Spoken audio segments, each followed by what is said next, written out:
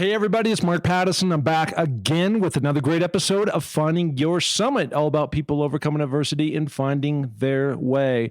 And before we get into today's amazing guest, me, we are going to draw your attention to my website, www.markpattisonnfl.com. And you can find out about the movie premiere that's coming soon, September 23rd in Sun Valley, Idaho. The NFL has been fiercely putting together this amazing, epic journey that took me up and down Mount Everest safely. It's going to be amazing. I haven't seen it, of course, but that's when it's going to go down in more details where the public can view it on my website. I continue to support and raise money for Higher Ground. Of course, Amelia and Everest. We've been at this now for quite some time. My daughter Amelia is getting better, and we keep raising more and more money. And that's the key thing. So Higher Ground, it's all there on the Philanthropy tab. And finally, you can find more podcasts just like this one with just incredible people doing amazing stuff here. And always love to have a ratings and a review of the show. Okay, so we decided that turn the tables a little bit. This is a little bit unique for me in the standpoint of I've got a good buddy, John Waechter, who was on the podcast about 4 months ago. He did an outstanding job. And the thing that he and I have in common is not only do we have places here in Sun Valley, Idaho, but we are also in the club of having climbed the 7 summits. We actually were exactly 20 years apart of climbing Mt Everest. He did it 20 years ago. And of course, I just recently came off the mountain. So I am going to relinquish all control of this podcast, and John Waechter is now taking over. So John, you have the floor. Thank you, MP. Yes. I'm honored and pleased to be the first guest host of Finding Your Summit. Yeah. Right? Mm-hmm. Okay. Well, let's get going. MP, first of all, you and I did the podcast when I was in your chair and you're in mine. Yep. And you were getting ready to go to Everest. And you left the house after we did it, and that was the last time I was going to see you until you returned safely. Yep. There's always risk. Yep. You know all about it. We're going to talk about it tonight a little bit, what you went through. But I'd said to you, I look forward to you returning. Stay healthy, stay strong, keep your attitude. And you did all those things, and you returned. And I said, and when you return, I want to be the first guest host of Finding Your Summit. So we're here. So congratulations, and thank God you made it, and you're safe, and you're looking healthy again. I can tell everybody out there on the podcast, he's back looking very strong. You don't return there without losing some weight and going through some re-entry conditioning, and you've done well with both. So certainly drinking a Coors Light, sitting next across the table from you, it certainly doesn't hurt. It doesn't hurt. Yep. Okay, so I'm going to pretend that the audience doesn't necessarily know a lot about you, and I listened to your podcast, which was a solo cast that aired on July 16th, and many of you listened to that. It was really great, and what it was really a solo cast early upon Mark's return from Mount Everest, and just really going through in a kind of a chronological order what you went through, the highs, the lows. And you even said you might have had some PTSD when you got back. For sure. And I want to talk about that. And maybe I just want to talk about that right from the beginning. Here we are sitting here, you have a Coors Light, you look great. Yeah. Since July 16th, a month later or so, how are you feeling? I feel for the most part pretty good. I came back and there's 2 things I didn't talk about. One is that I had fallen backwards off a ladder in the Kumba ice fall, and it was about a 12-foot fall. I fell back and I ripped my back, and it happened to move my alignment around just a little bit from the standpoint of my sciatic nerve going down. So I've had some numbness in my lower leg, and that is slowly getting better. So I'm very fortunate, because, you always get worried when you have back issues. And then the other thing is I was coming back off a rotation, coming back onto our camp in the Kumba. I was actually at Camp 1, and I was on the side of this hill. And as you know, it's a lot of rock, a lot of mud, especially later in the day when things melt. And the whole kind of part of the hillside gave way. And I'd never really done this before, because I'm always pretty good on my feet. But my feet didn't move and my knee popped, and that wasn't a good thing. And so it hurt. But in terms of going literally forward and backward, no problem. Going lateral, there's been some issues, and there still continues to be some swelling. I had a doctor look at it, and it's just a stretched ligament, but not a blown out MCL. So, at the end of the day, all these things will heal in time, but I'm getting there. Good. When you're there working the mountain, when Mark talks about a rotation, as you guys have learned through his solo cast and other great mountaineers like Ed Beasters that have spoken on this, climbing an 8,000 meter peak, you climb it about 4 or 5 times up and down. So a rotation, he's going up and down the mountain and going through some of these things. You're back now and back to re-entry. I remember when I returned, crosswalks kind of freaked me out, cars and stoplights. You didn't see any of that for 2 months. Yeah. Right? How are you adjusting to normal life? You were just in LA for the day. You're back into the MP, life. How's that going? Yeah, well, it's going fine. And kind of to your point, you go from 0 to 100 pretty quickly, and in my case. So if I go back and I think about when I came off the mountain, and I think a lot of that solo cast was just my experience being on the mountain and being snowblind and coming down and running out of oxygen and all those things. But I really didn't talk about what happened when we got down to Camp 1, and that was essentially, from my standpoint, I rolled into Camp 1 about 6 o'clock in the morning. We left Camp 2 at 4 a.m. I happened to be with Garrett Madison, our fearless leader. And as we came into camp, the skies parted and it became very clear. And we'd been kind of bouncing in and out of a cyclone up there. So the weather was really wonky. And as we came in, I grabbed Garrett and I said, "Garrett, get me a helicopter. I want the hell out of here." And so we were able to fly a helicopter up over the icefall, pick us up, go down, and then take another one from there to Kathmandu. And so it's just such an out-of-body experience to go from that extreme. You're just on the top of the world. You and I happen to stand on the top of the world 20 years apart, but we were literally both the last guys on the mountain at that particular time. And 24 hours later, I'm in an absolute shit show in Kathmandu. There's no rules. There's dogs crossing the street, right? There's people laying dead in the street. I mean, it's crazy. And so that was the thing that I had the hardest adjustment. And then just when I got to the hotel and just having the fine dining of essential foods, just a hamburger or some ice cream or just the finer things in life, a beer, those things are just savoring.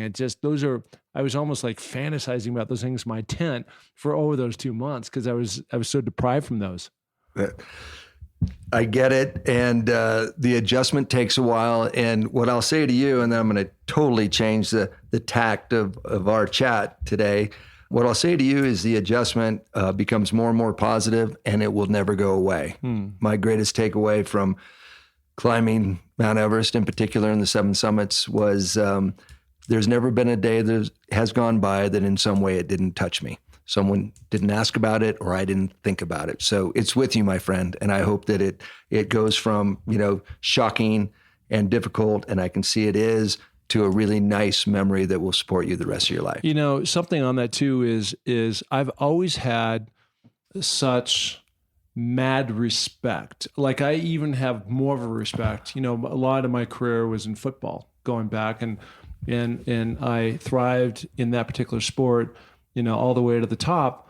And even though I got to play with Hall of Famers, Marcus Allens and all these other guys, and I had mad respect for those guys, I always had a different level when we're talking about guys who not only have done the 7 summits, but in particular Mount Everest. And so I can remember the first time I think we came together, we met. I was at Seattle Golf Club and we were doing a round together and we were walking down the 15th or something. We were talking about Mount Everest. I was just so in awe in what you had done. And then I got to meet some of these other guys, Ed Beasters, people who had actually gone up and down this, Peter Whitaker, and now that a lot of these people like you have become friends. And so for me to be in that group, it's just kind of an out of body experience because I don't look at myself like that, but I still in awe of those guys who have actually gone through that pain that I recently, experienced. Well, yeah, and common experiences bring us together. And when you and I look at each other, we know. Yeah. And same with those other guys. I want to leave the mountain. I want to talk about, we're not going to leave the mountain completely, but I want to talk about 4 things while we have some time together. Yeah. I want to talk about football. Okay. I want to talk about family. I want to talk about climbing. And I want to talk about what's happening next. All right. Your next summit. So Let's do it. that's where I want to hit it. Okay. So let's just get off the mountain and go way back. You were a great football player, as evidenced by what you accomplished. But let's talk about it. Roosevelt High School, Seattle, Washington. You were taking passes from your good friend Hugh Millen. Actually, not a guy named. That was an interesting story because a lot of people associate us in that way. And there was another guy that was a year ahead of me. His name was Kevin Reimer, and he kind of really tore it up in that whole northwest part of Seattle. And so as a sophomore, I came in, and junior he really broke out, and I got to start as a sophomore on the varsity team.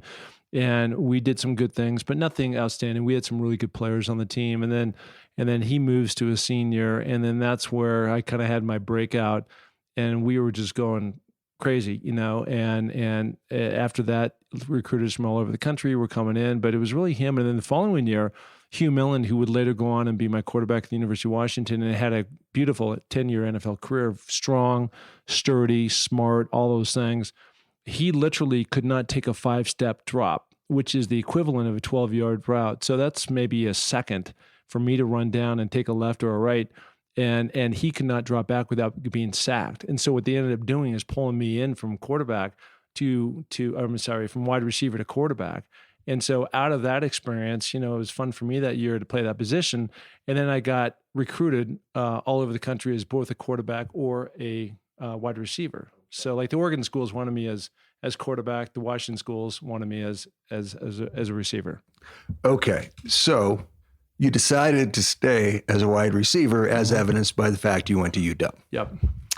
Tell me about Don James, legendary football coach for the Huskies. Yeah.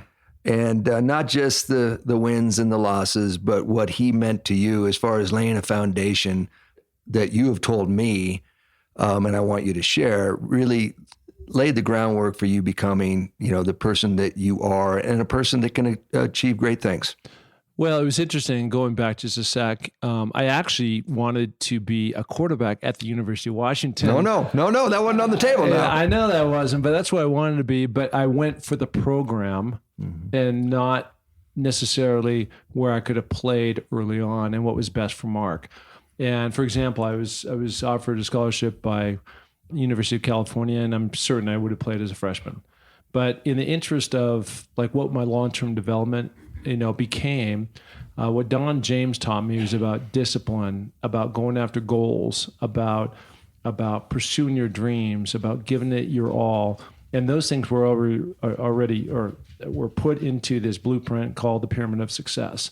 And so for me, I've talked about this a number of times on my podcast, and that really meant, because I had no clue what it meant to really work. I was able to literally roll out of my bed in high school and pretty much dominate. And that all changed when I was a freshman. I was 181 pounds. I was 6'2", and I just couldn't compete at that level. I didn't have the body to play in the Pac-10 in those days. Now it's the Pac-12. Right. And so it took me years and years and years. And the whole thing I've always, this has stuck with me more than anything, is that he gave me the blueprint. If you do, all these 25 individual and team goals, that at the end of all that, there's no certainty that X is going to equal Y. There's no certainty that just because I do all those things and I get bigger and stronger, that I'm going to play on the field.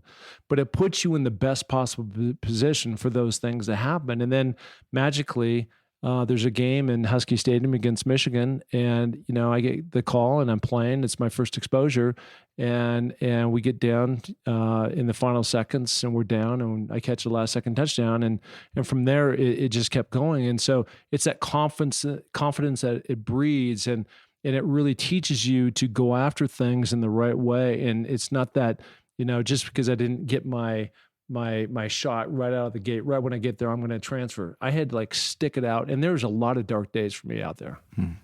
Okay. Do you think about Coach James? Have you thought about him in the past, 35 years since you played for him? Yeah, I really do, because that blueprint and at the very top of that pyramid is called, what's the nugget? Give us the nugget is competitive greatness, right? And that's what we all try to achieve in business, right? And in sport, in life. And if you want to be the best that you want to be, for me at least, it is you better love the process, because there's going to be a lot of pain, and in a lot of cases there's no gain, and there's going to be all kinds of obstacles which you have to take detours, but you can't take your eye off the ball, right? But if you love the thing, if no matter what, you're going to be tenacious about, I'm going after that mountain, and I'm going to go after that business opportunity, or if I'm going to go after the football, I'm going to be the starter no matter what. You're going to figure it out, even though when the odds look squarely against you, you can potentially get to that end, but you got to love the process and know that, at the end of the day, it's going to work out the way it should be. Well, it clearly worked, because at 6'2", 181 freshman, great catch against Michigan in the end zone. I was at that game, and I loved you before I knew you, because I was and am a fan. So that process not only worked for your endeavors as a wide receiver at the University of Washington, but it would serve you well and has served you well through life. But talk about the transition, because I want to talk about pro football now, because that's a big deal of why we're here. You were a pro football player. You took on mountaineering, climbed the 7 summits, and Mount Everest included. The transition, again, right? You woke up at Roosevelt High, you could dominate. Yeah. You got to UW, and you got hit in the face. Yeah.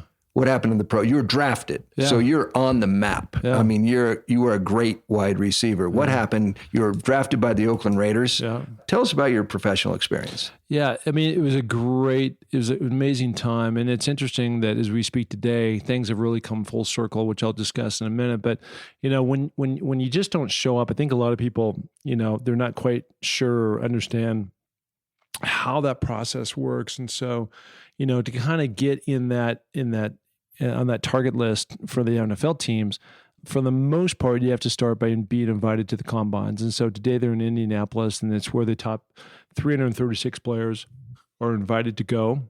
And you go through all kind of agility drills and catching or passing, whatever your position is. And then there's always the physical part. And so a lot of that you're evaluated, and based on that, you're given a slot. And so I was given a slot I'd be drafted between the 5th round and the 7th round. And I think the biggest mistake that I see with so many guys is that they hear a number, and then they expect to be in the 1st or 2nd or whatever round that they are projected at. And then that round doesn't happen, and then everything is a disaster. And I had always been and come from humble roots. My parents, both school teachers, and they were always like, just be grateful for what you get and don't expect anything, right? And so I went into it with that kind of mentality, that mindset. And so when I got picked, not only was it that I got picked, so that was over the moon about that, but there's the 32 teams basically represent 32 different cities, with the exception of LA back in the day, because there was 2 teams there, right? But you could end up in Buffalo as much as you could end up in Green Bay. So as a wide receiver catching the ball, there's places that are warm climates that are more favorable. And having grown up in Seattle, where it rains a lot, I was really excited to be down in LA and be with that team, because 2 years before they'd been in the Super Bowl. And here I come walking into my first day at camp, and I've got, in the huddle, Jim Plunkett is calling the signals, and Marcus Allen's the running back, and Cliff Branch is my other receiver, and Todd Christensen is the tight end. All these famous linemen, and Plunkett calls a call, and when he goes, ready, break, we all go to the line of scrimmage, and who's out there stalking me back and forth is Lester Hayes with all the stickum on his hands. And then I look into the interior of the line, there's Howie Long and Lyle Alzado and Matt Millen and Rod Martin, and the other cornerbacks, Mike Hayes, all pro, and there's Van McElroy. I'm thinking, is Plunkett is calling the signals. I'm thinking in my head, literally, as I'm looking back, if I were to die today, this is what heaven would be like. You didn't die. Did you catch a pass against those guys like Hayes? I did. And, so back to your question, the NFL was a struggle, but I just kept fighting and never gave up, and never threw in the towel when things were at odds. My first year, I actually ended up on injured reserve, and it was a way, not too many people know this, but we were stacked at wide receiver. And so Al Davis had come up to me and said, Mark, I want you to take a fall. And so I was really conflicted, because I don't lie and I don't like to fake things. And so he said, you want to make this team? You want to get a paycheck? You take a fall. And so I went to my parents, and asked them, I said, I'm not comfortable with this. And, but then my dad said, I totally get where you're at. and I totally support you, whatever you decide to do. So I took a fall, and I Okay. ended up with the team the entire year getting paid. And then the next year was a little bit turbulent. I was cut. I was brought back. I played for the Rams for a little bit. I came back. I was on the team again. So I go into my third year to make the team. And I was just like, oh my God, this has been such a roller coaster. But I've been with these guys this whole time. And then 2 days before the first game, I get cut. Actually, I don't get cut. I get traded to the New Orleans Saints. And then I'm down there for a couple of years. So, I mean, I had everything kind of hit you, but it was just like, what is the ultimate goal, even though these detours keep coming in front of you? That's great. Well, and it really is being a team player, and really a tribute to you when the owner, and I know he was the general manager and very involved, but clearly had a lot of respect and love for you to want to keep you around. Yeah. And you were around the NFL for 5 years. Yeah. And that's above even today's average. So that's a big accomplishment. Well, I'm really proud of that for on a couple of different levels, because number one, just financially, if you can make it past 3 years, actually it used to be 2 years, now it's 3 years. Actually, it used to be 4 years, and they just layered it 3 years. Then you get to be in part of the players union, right? The NFLPA. And then there's money that comes with that, and benefits and health and things like that. So that's been a wonderful thing. And then the irony of everything is, because of my climbing, it's kind of made my whole NFL days relevant again. And when I was just at the Raider reunion recently, and those guys treated me like I was an all-pro, for what I had accomplished on Mount Everest. It was amazing. Right.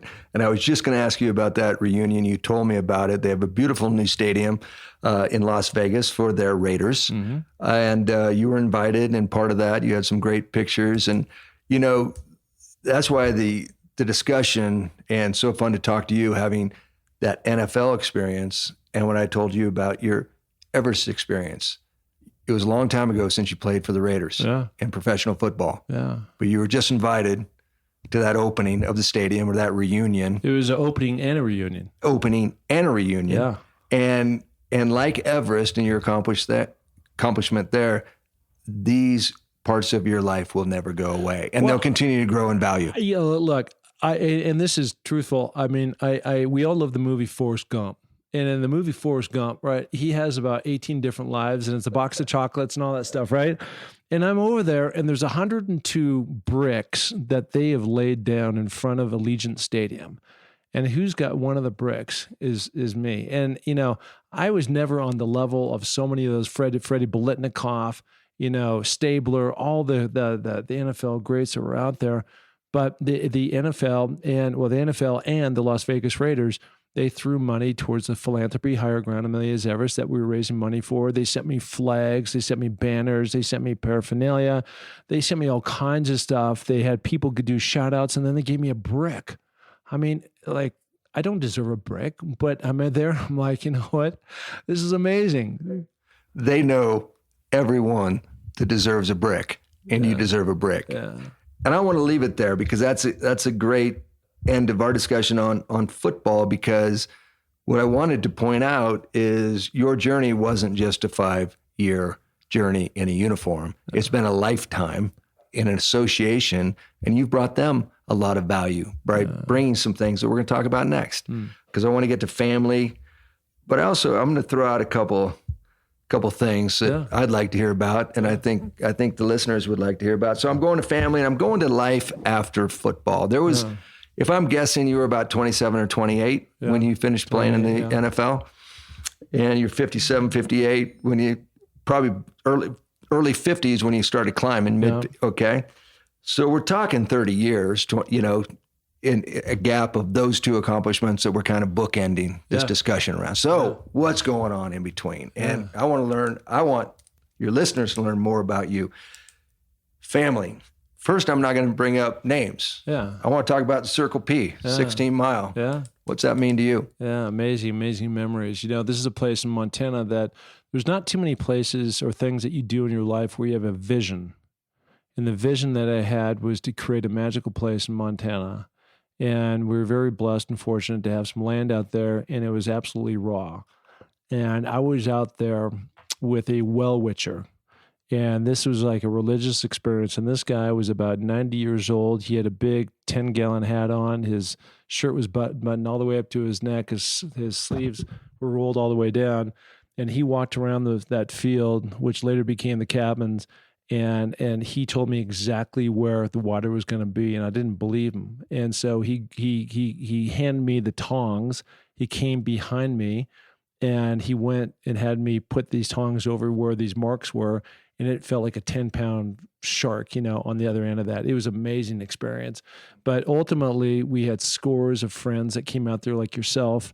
And we had a guys trip every year. And just the camaraderie and the fishing and the stories and the wild horses running around and the rattlesnakes out there and the golfing. And, just like that is what life is about. When it was the place, yes, that was magical, but it was coming to a unique spot where there was nothing to entertain us but ourselves. And we did a heck of a job of it. It's a beautiful place and very representative of what's important to you. Having your friends there and beautiful country, and it was really great. Let's get into your daughters, Amelia and Claudette. Yeah. And before it was your Everest, it was Amelia's Everest. Yeah. And it continues to be Amelia's Everest. And I know that Amelia and Claudette work together on her challenges and the effort for, raising money for the Epilepsy Foundation through Higher Ground. Tell me how that's going and kind of an update. Well, it's been a challenge, over the years. My daughter now, Amelia, is 22, and at the time she was 8 when we found out she had epilepsy. And so we've tried everything. And at the end of the day, I think through maturity, through empowerment, through the right kind of medicine, there's a variety of things in that jar that have created the last 7 months for her of being seizure-free. It's really a miracle. And so I think there's two perspectives. It's one, what Amelia's had to go through, and she really inspired me, especially on Summit Day when I was running through all kinds of issues. And then what it's like to be the sister of somebody who gets a lot of attention because of the amount of time that we had to spend in the hospitals and the extra care and all these different things that we've done. I mean, literally tried everything. And so Claudette is my older daughter, and she's just been a rock star. And I think where she really turned is when Amelia had a seizure at their mom's house in Santa Monica, and she literally dropped into Claudette's arms, and 911 was called. And just like it happened to me a year earlier in Manhattan Beach, literally you think your kid's going to die on the spot. And when you are face to face with somebody you love, it just changes your whole perspective about life and being fragile and what's important and those things. So true. And and as you said, 7 months seizure free. Yeah. So doing well. Doing great. That's great. Yeah. That's awesome. Yeah. So as I said, now I want to talk about Higher Ground, because that all feeds into that. But yeah. I want to end with that in next category. Let's go back to climbing, but kind of at my altitude here. But let's go up to 30,000 feet, sure, or 29,32 feet. When was it? I'm talking about that gap between football and climbing. Mm-hmm. What happened? I know how I got started. How'd you get started? Yeah. No, so let's talk about vision. Yeah. Here. I mean, I think there was a couple things that were going on. The first thing is, like you said, when everything ended abruptly, I was 28 years old, and I had originally thought I was going to play 10 years, and then some things happened, and now it's 5 years instead of 10. And now what do you do? And when somebody has been doing the same thing over and over and over, and really it was 10 years if you throw in college football, because it was such an intense program, and we did so well, and that was so much of my focus, that when I came out of that, it was just like, where do I put all this energy now? And I knew I wanted to do something great, but I didn't want to go work for somebody, but I didn't have any skills really to go apply to that would be marketable, in the sense. And ultimately, I'd started this marketing company. This took me a couple of years, and there was a friend of a friend type of thing. And the way these things a lot of times hit, and I had some early success. And so I really started to understand and learn and cut my chops on just business 101. And as an independent owner, you're the janitor and the president all at the same time. And so I had to learn a lot of these different skill sets, which, I look back on it and it was a good learning experience. And then along the way, a couple cool things happened. One, I started a venture-backed company, Front Porch Classics. It was a gaming company. And we ultimately ended up in 700 different countries, 7 countries, 700 locations. We're in all the retail shops, and we were kind of the darling. We won Toy of the Year in 2001, 2002, competing against Mattel and Hasbro. And so it was just, again, it was learning how to play with the sharks. And, and at the end of the day, we didn't really make any money, even though we sold the company. But that's all part of dealing with venture capital, people in some cases. Back to the sharks. After the sharks, right? And so learning preferences and shares and all that stuff.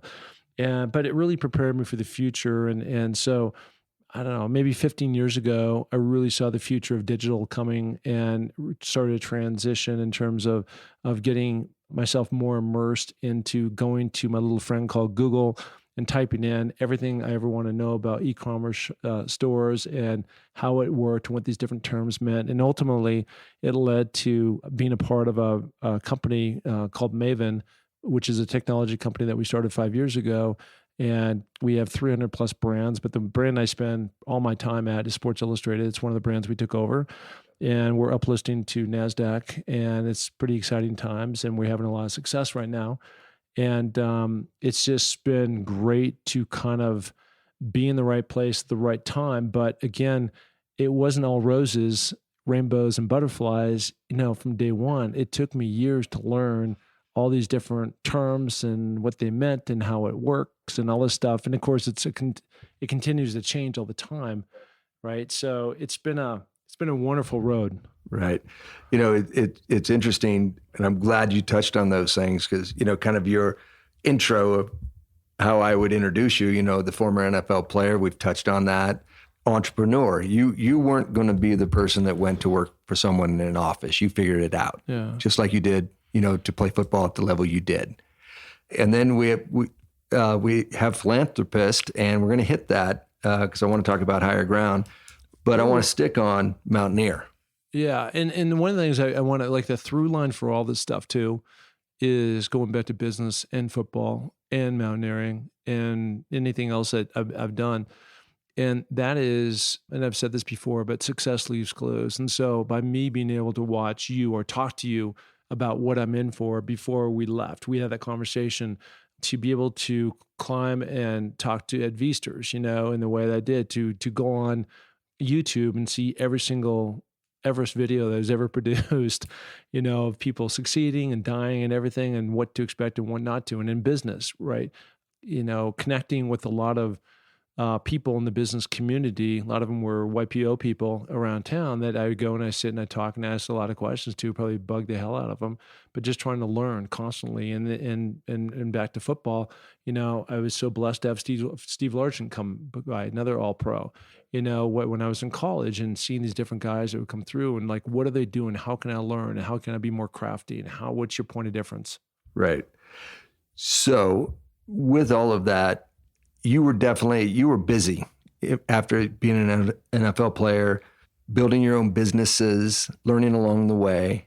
But it seems to me, or I would ask, and I actually know this because we talked about it, but how did your desire for that next challenge, how did you focus on mountaineering? How the 7 summits become, hey, that's my goal. It's going to take some discipline. It's going to take some years. Mm-hmm. How did that, beyond your entrepreneurial business activities, how did that become the next thing? Yeah, well, that really came out of a case of desperation, I think, more than anything. And, I was married for a long time and that was falling apart. And, I think one of the things that I've found over time, 59 years old now, it's amazing to say those numbers. Me too. Yeah. But the reality is that's the reality. And the one thing I've learned about myself is probably my greatest strength is I never give up.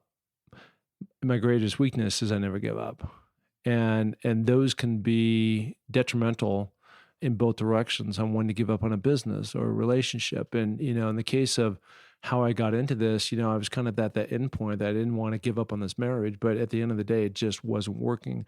And my ex is a wonderful person and we get along great now, but it took me years to kind of get through that. And finally, I was walking my old chocolate lab Theo around the block, and it was like a lightning bolt hit me. And I had to change my mindset from how did I get here, which I kept saying over and over and over, like, this is impossible. There's no way that I was the last guy that was ever signed up to get divorced. First guy in my entire family unit in the history of our family.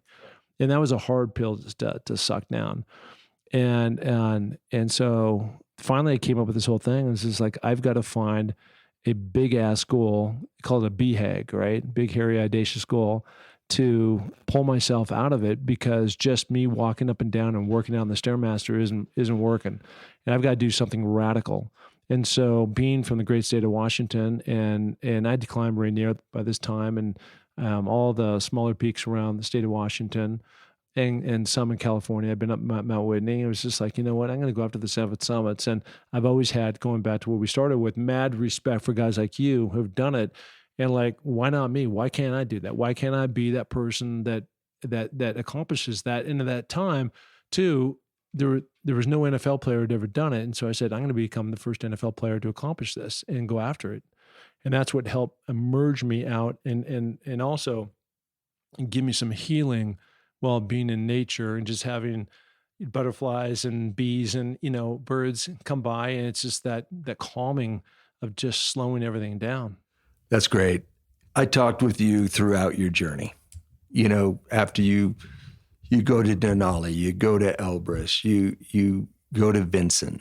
And quite frankly, you're a great athlete. You take this very seriously, and you're always super fit. And quite frankly, you never had any trouble, correct me if I'm wrong, with any of those mountains, the first 6, and you did other mountains too. Mm-hmm. I remember you getting mad. You were telling me one time you went on a guided trip up, kind of a celebrity deal up Rainier, and they were so slow, you basically are cold and bored and, let's go. Yeah. So I also remember talking to you shortly before you left for Everest. And I got a kick out of it because I knew how the conversation would go. I would say, MP, where you're going is different. It's a different place, Everest.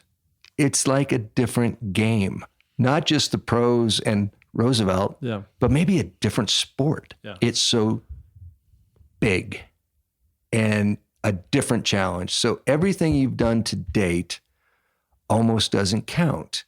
And you need to get locked in. You need to learn on the fly a new game. And what I enjoyed was your eyes looked at me like you're looking at me now. And what your mouth said was, thanks, Johnny. Thanks for the advice. What your eyes told me, yeah, dude, that doesn't apply to me. This is going to be, your eyes told me this is going to be just fine. Yeah. Tell me again, kind of from your heart, not the technical, not this ladder, not falling down. Those are important. But when you got there and through your journey, what was different than anything you've done before? Well, I'll use your words. Everything was different. There's been a lot of comparisons I've heard with others comparing Denali with Everest. And it, to me, was exponentially completely different. There's no ice fall. That's a moving glacier of 30 to 50 foot ice columns that are collapsing all the time. Every single time you go through, as you know, it's a different route. It's treacherous. Avalanches come down. That was daily. The ice walls having to climb up over. There's one, as you know, in Vinson that's about 1,100 feet. There's a long ice slope on Denali, about 900 feet. But just when you're going, literally straight up these things, not like at a 50-degree angle or 45 or whatever right? It's just literally straight up and in some case inverted. And then, the altitude at the top and the amount of days that you go and you're eating, bad food and having all this freeze-dried stuff. And you just, if you've never been at 26,500, which nobody has unless you're actually going to climb Mount Everest, and en route stepping over dead bodies, it's just a whole different planet. And, I learned these things, as you said, on the fly. I'd never been snowblind before. I got hit with that. I'd never worn an oxygen tank. That was all new. Denali, you're carrying your own gear. Now you got Sherpa. Most of them don't speak your language, which became a real obstacle with me and my Sherpa on that day when I was trying to say help. And he thought I was just having fun with him, right? So everything was different. You were right. I was wrong. But that's just, like dumb arrogance, going into thinking something that you can just power through based on your physical training that you've been doing. And it just, that helped and that counted. And I had to tap into all those jits at the end of the day. But boy, it was just an amazing experience, but just something I've never experienced before. What was most difficult? Physical, mental, missing home? My biggest takeaway was when I was there, having to focus on one single thing and not deviate for over 2 months. That was the hardest thing for me, or the most challenging. What was it for you? Well, most times, a lot of these mountains, you may go up and come down a little bit, but you're kind of going up in one direction. And, to do 3 or 4 rotations and then having this threat of COVID land in your camp, which everybody was freaked out about, and canceling everything, and people were flown out the mountain left and right, and having the cyclone, the weather, Mother Nature has to cooperate. There's a number of people that got locked out and forced down. So they paid all this money. They were there full 2 months, and they just got in the wrong day in the wrong storm and didn't have a window, and they had to go home. And now they have to think about, am I going to go back and do it this next year and pay another big amount of money, right?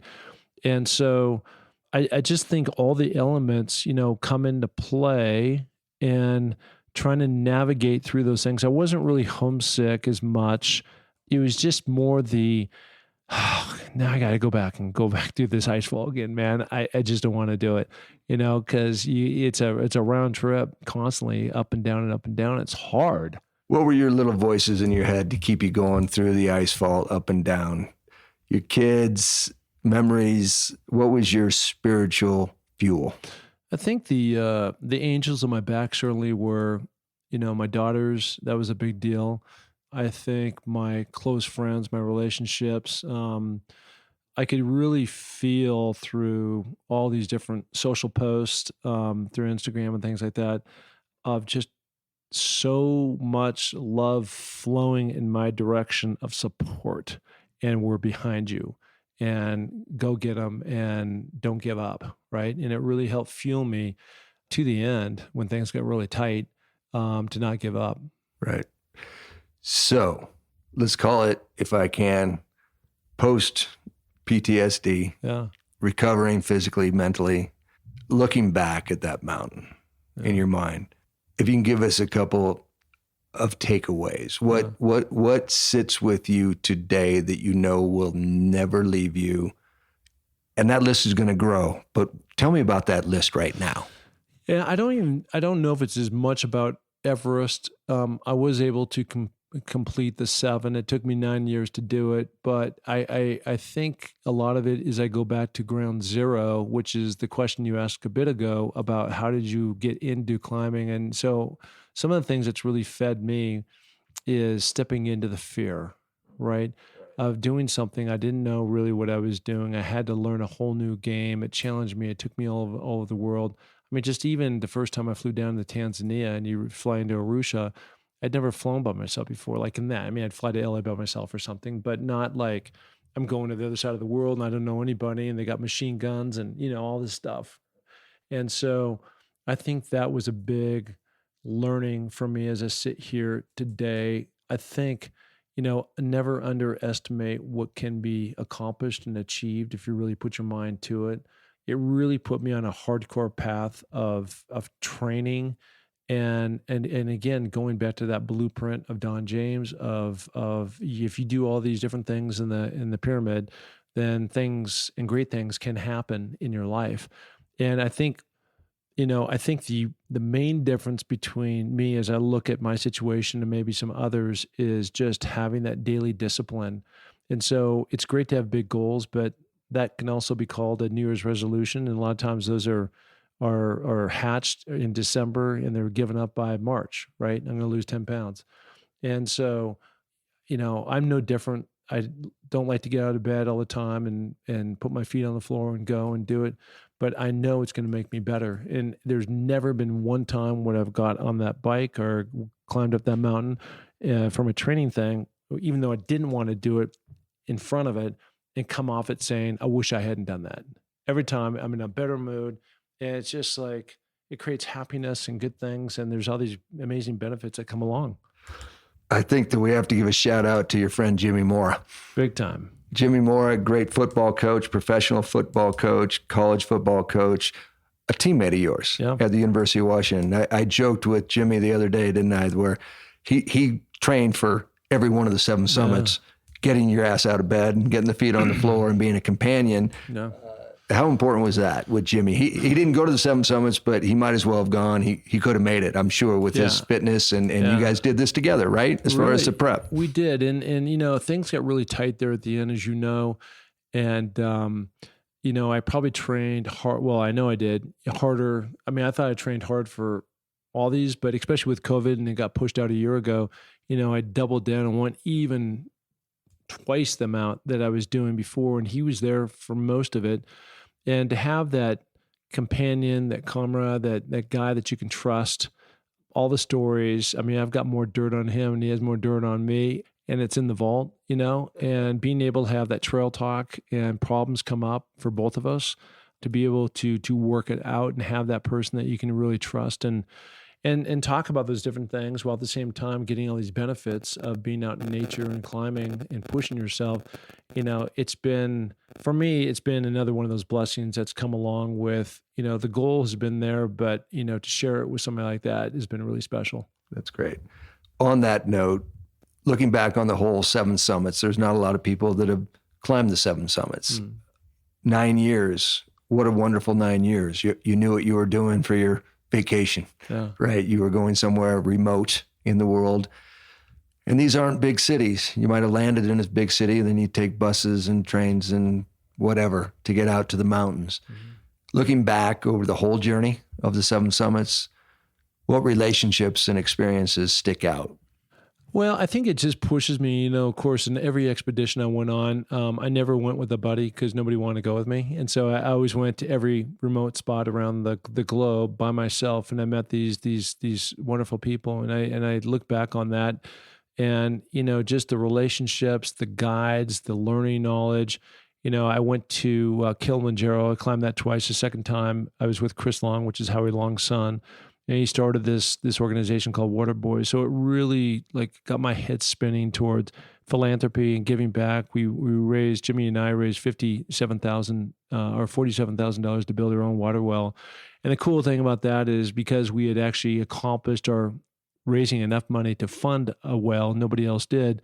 We dedicated that well to my dad. So his name is on a plaque on that well in that village in the Serengeti. Pretty cool. Yeah. And so going down there and many of these other remote places around the earth, the people in Nepal hardly have anything. Certainly the people in Africa don't. And many of the Argentines, it's not the kind of poverty in other places, but still the people there up in the mountain don't make much money. And it was almost like this inverse relationship of happiness compared to actual material things that they had in their life. And it's almost like the less they had, the more happier they were. I mean, in Tanzania, they're not in the main cities, but out in the Serengeti, the people of the Maasai tribe, they trade goats as their currency. Right. Like how many goats you got depends on how rich you are. Right. So just to understand that, to me, is just, it puts life in perspective of what's important and what's not. It does. And I'm really pleased that you've had these experiences, and talking about putting life in perspective. You've clearly carried that from 9 years of seeing the world, building relationships, seeing the tops of continents. Tell me about, you've carried that, and you've carried it into really a focus and a commitment and a passion to higher ground. Oh. Tell us about higher ground, and then let's talk about the 923 event. Yeah. So again, going back to ground zero for me of giving back, and that really was triggered with Chris Long, and we just talked about that. And a couple of years ago, my daughter was mission critical, Amelia in Arizona, and she was having some huge seizures, and which required hospitalization, and that led to me being in Tucson, Arizona. And when I was down there, I was just like, why am I raising money for people in East Africa? It's important, but I need to help my daughter. And I need to get behind it. And so I've had a couple of campaigns, Amelia's Everest, and then we did Amelia's Everest Low Sea Challenge. And so we've raised, over $57,000 for people with cognitive and adaptive issues. And so I partner with Higher Ground. I don't have my own nonprofit. I go through Higher Ground. And so it's a sub vertical of what they do there. And the wonderful thing about Higher Ground that mostly helps these adaptive athletes that are ex-military people, but it's very inclusive, and they bring people in here to Sun Valley. So it's not just about giving to the Red Cross or something and your money goes to Haiti and you never see it again, which is all very important. But because we're surrounded in Sun Valley, Idaho, with all these natural resources, from a river you can fish in, you can float, you can ski down, you can mountain bike, you can do all these different things. The whole key is through activity builds empowerment and confidence, which helps people move on and empower them to do something great. And I really believe that by Amelia being the poster child of these campaigns that we've done with the NFL, with the Las Vegas Raiders, with many other generous donors, gifting, for her getting in front of these different audiences at different times and giving these small speeches, it's really given her wings to fly high. And that's in part one of the reasons why she's been seizure-free for the last 7 months. That's awesome. Yeah, I as you know, I'm working with you a little bit on a project for Higher Ground, and just looking, they talk about helping people become their best selves and helping people with some form of disability feel normal and happy and accomplished. And that's great. Tell me about September 23 and the program you're bringing right here to Ketchum, Idaho. Yeah. So again, back to Forrest Gump, life's like a box of chocolates. And one of those chocolates happened back in January, February, where I got a call from the NFL and they said, we've seen your story on social and we're very interested in doing a film on it. And so the film originally was supposed to start, it's going to be a 5 to 7 minute, kind of quick hit thing. And then we started to get into it. They flew out to Sun Valley and said, okay, we've decided this is going to be between 12 and 15 minutes. They interviewed Jim Mora. They interviewed Ed Viesters. They got some other people on camera. They're here filming. And they said, now we're going to now go from 22 to 25 minutes. And the last word, I was just in LA finishing some scenes. It's a 28-minute full feature, for them, which they don't do much of in terms of that kind of length. So over the moon blast. And I haven't seen it, but we are going to have the premiere on the 23rd of September at the Argyros Theater. Tickets will go on sale. We're really excited about. You're going to serve as the MC, and we're blessed because of your knowledge. We're going to have everybody that was in the film. I talked to Garrett today. Sounds like he's going to be here. Hugh Millen, Ed Viesters, Jim Mora, my daughters. The director is flying out, Ryan Travis. He'll be part of the panel. We also have a guy named Steve Azar. He's a friend.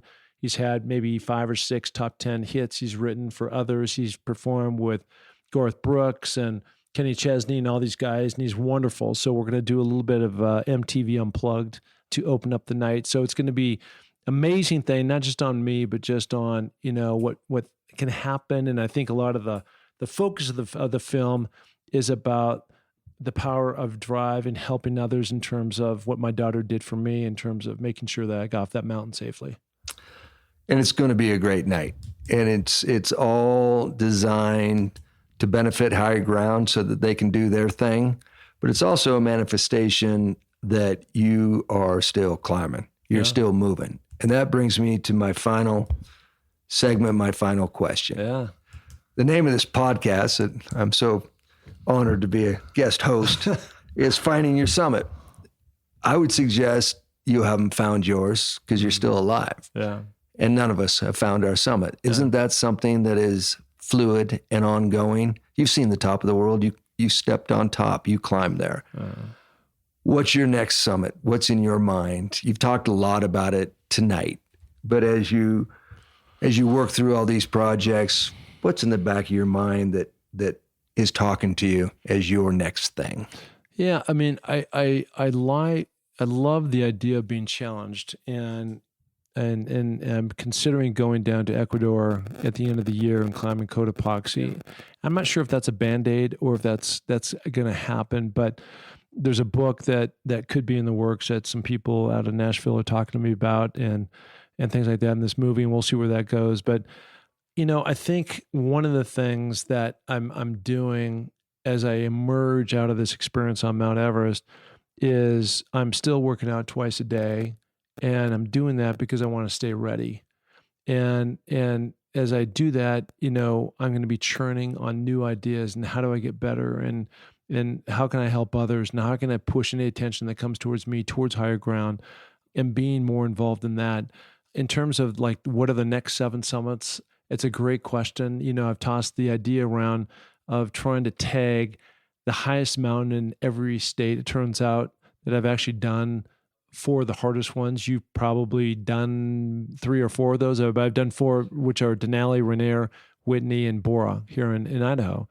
And so it's kind of downhill from here, right? But it's a wonderful way to see the U.S. And how often do you just get in a car and start driving to, North Dakota or someplace? And some of it will be a toe tap, right? It's nothing but it's a goal, right? And to say that I've actually done all 50 of these is pretty cool. Yeah, and it's not a Band-Aid.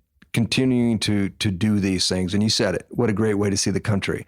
Climbing the 7 summits was a great way to see the world. Yeah. And these are great ways to see these areas. Again, I'll say it's not in the city center. It's getting out in the hills and meeting some really interesting people. So I encourage you to go to Ecuador. Those are great volcanoes. Yeah. There's great climbing around the world that aren't just part of the 7 summits. And climbing will always remain that great metaphor for everything we try to do. Yeah. Mark, I'm probably not going to be a guest host again with you as my guest.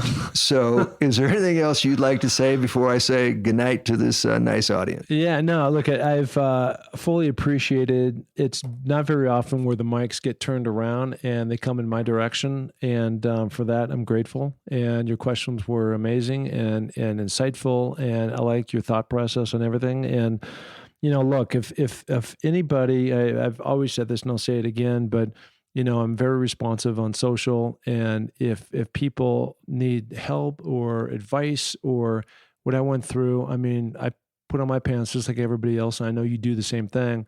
And so offering to be the hosts of this podcast, guest host for this particular episode of Finding Your Summit, it's been a nice break for me just to sit back and let the questions come to me for a change. Right on. You did a great job. I learned some new things about you, and I hope everybody else did too. All right. There he is, the one, the only Mark Pattison. All done. Thank you.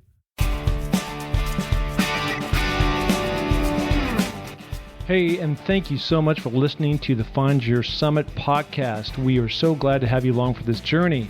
And if you enjoy the show, please tell a friend, share it on iTunes, spread it to the planet. We're looking to broadcast this to every person that is out there because, as you know, everybody has their own summit that they're going after.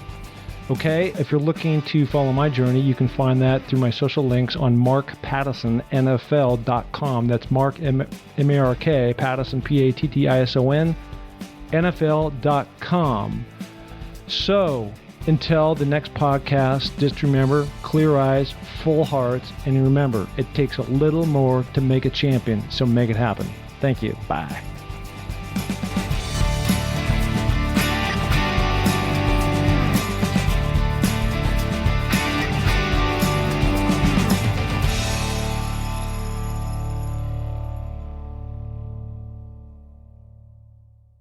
This podcast is a part of the C-Suite Radio Network.